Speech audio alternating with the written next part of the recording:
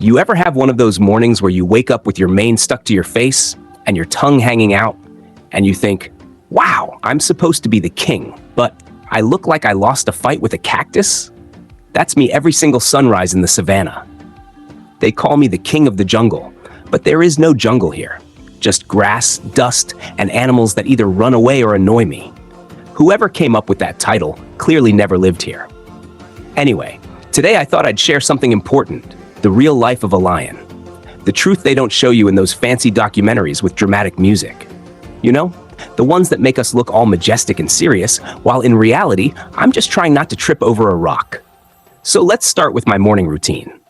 Step 1. Wake up and realize my pride ate my breakfast leftovers. Step 2.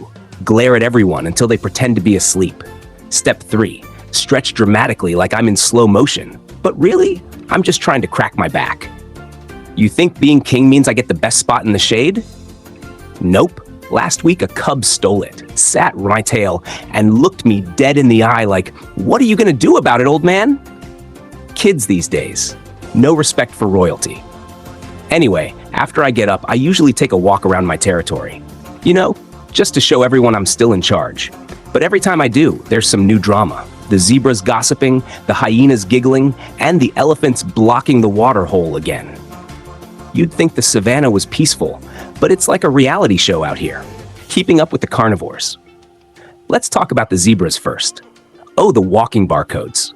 I don't know who they think they're fooling with those stripes, as if painting yourself black and white makes you invisible. No, Carl, I can still see you. You look like a burnt piano with legs.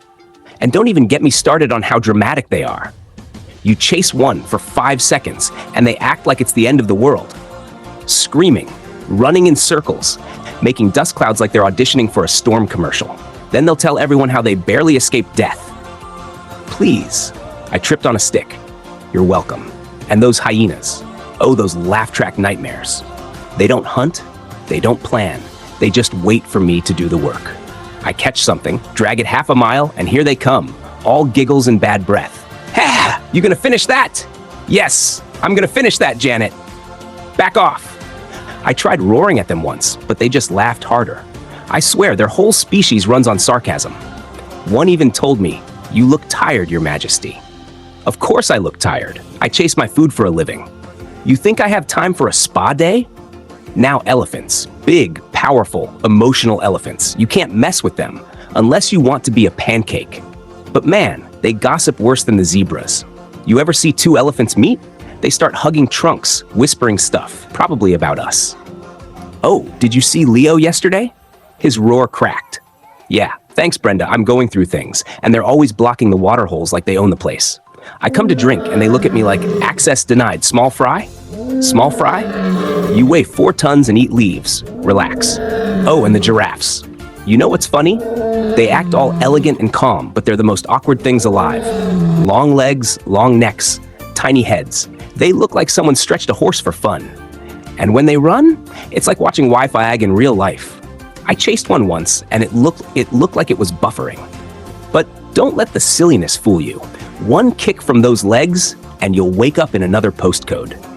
I respect them from a safe, unkickable distance. Buffaloes, though. Oh, the gym bras of the savannah. Always walking around in herds, flexing their muscles, staring everyone down like they're security guards. I tried sneaking up on one once and it turned around like, "Do you want to die, bro?" Nah, man, just admiring your horns. Chill.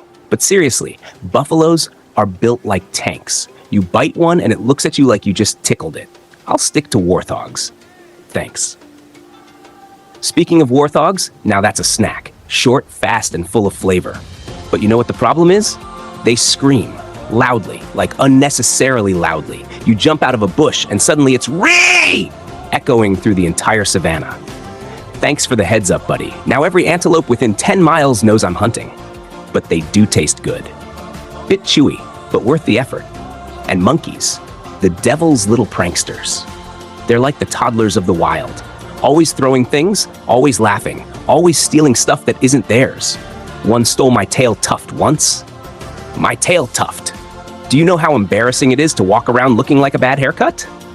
And then they mock you from the trees. Oh, look, the king's missing his crown. Yeah, laugh it up, banana breath. I can't climb trees, but if I could, you'd be in trouble. Then there's the cheetahs. Oh boy, the sprinters. They love reminding everyone how fast they are. I'm the fastest animal on land. Yeah, great, but you eat like a bird. You run all day and your lunch still gets stolen by hyenas. Congrats, track star. Meanwhile, I'll take my time and nap in style. Speed's overrated. Leopards, on the other hand, those sneaky little drama queens. Always climbing trees, dragging their food up like they're too good for the ground. I once saw one stash an antelope up a tree, then glare at me like, "Don't touch it." Relax, man. I'm not here for leftovers. But seriously, the way they sneak around, it's impressive but creepy. They just appear out of nowhere like, "You talking about me?" Let's talk about the hippos. Oh, don't let the chubby smiles fool you. They're dangerous. You'd think they're cute and slow, but they're basically angry submarines. I once went for a drink and a hippo surfaced like, "Who dares disturb my bath?"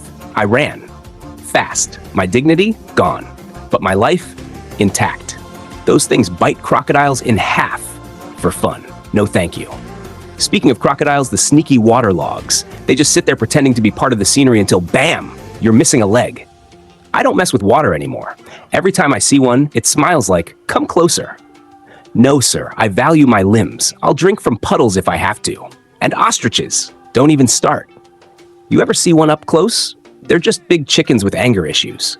They run fast but look ridiculous while doing it. Their heads bounce like bobbleheads on wheels. I chased one once just for fun, and it tripped over its own legs. I laughed so hard I forgot to eat it. Meerkats, cute little spies, always standing on their back legs, watching everything, reporting back like the lion moved 2 steps north. They're like tiny security cameras that never shut up. One day I'll roar near them just to mess with their intel. Oh, and rhinos. They're like tanks with legs and no brakes. Big, grumpy, and always snorting like they just smelled nonsense. You can't sneak up on them, and you can't outrun them. Best strategy? Pretend you don't exist. They'll charge at trees just for disrespecting them. Now, let me talk about my least favorite time of year, mating season. Oh, the drama. Every male lion in a 20-mile radius suddenly remembers how to roar. It's like a concert, but everyone's terrible. And the lionesses? Oh, they judge you like talent show judges. That roar was weak, 5 out of 10. Like, ma'am, I'm trying my best. Meanwhile, the cubs are running around biting my tail and asking, "Dad, are we there yet?" No peace. None. Being king isn't all fun, you know.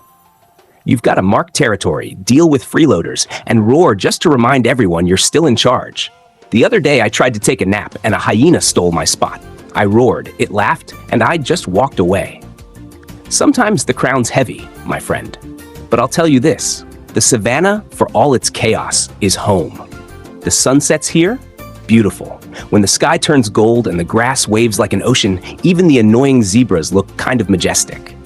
And when the moon rises and the whole place glows silver, it's peaceful, until the hyenas start laughing again. Still, I wouldn't trade it for anything. The chase, the roar, the pride, the laughter, it's all part of being king. So yeah, life's not perfect, but it's wild, it's loud, and it's mine. And if anyone tells you lions are serious creatures, noble and dignified, tell them they've never seen me trip over a tortoise. Now, if you'll excuse me, it's nap time. I've had a long day of doing absolutely nothing. Being king is exhausting, you know? And if any zebra walks by, well, maybe lunch can wait till tomorrow.